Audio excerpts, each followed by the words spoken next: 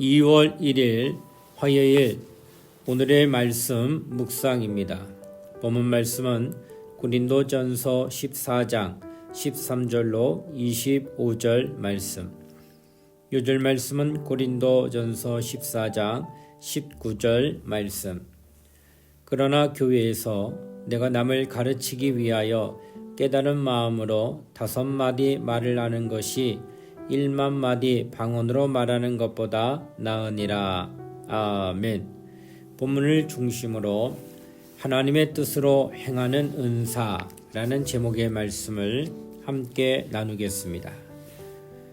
고린도 교회는 모든 것이 풍요로운 교회였지만 풍요로웠던 만큼 많은 문제를 가지고 있던 교회였습니다.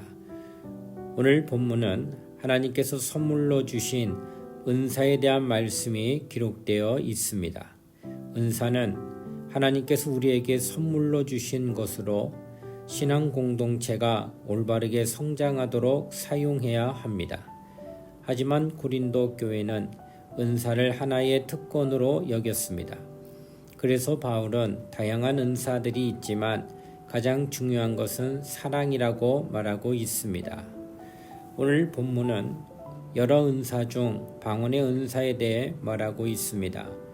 당시 고린도 교회에는 방언을 남용하던 사람들이 있었습니다.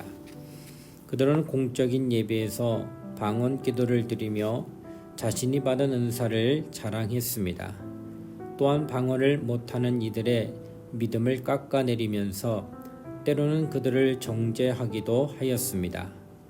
하나님의 선물인 은사를 개인의 유익과 자랑을 위해 헛되이 사용한 것입니다.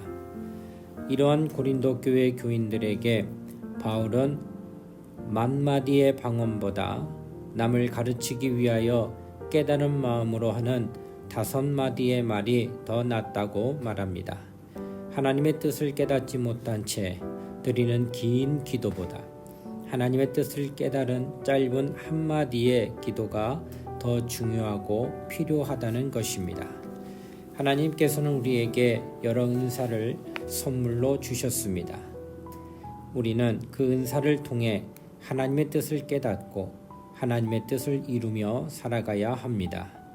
그 은사가 우리의 자랑거리가 되거나 특권이 되어 다른 사람의 마음에 상처를 준다면 차라리 은사를 받지 않는 것이 좋은 일입니다. 은사보다 중요한 것은 하나님의 뜻을 따라 살아가고자 하는 믿음과 신앙 공동체를 섬기는 사랑의 마음입니다. 이제 하나님께 받은 은사를 하나님의 뜻을 이루어가는 일에 사용하십시오. 그곳에 놀라운 성령의 역사가 임할 것입니다. 기도하겠습니다. 주님, 우리에게 주신 은사를 사랑으로 행하여 생명과 평화를 이루게 하옵소서. 예수님의 이름으로 기도드립니다. 아멘.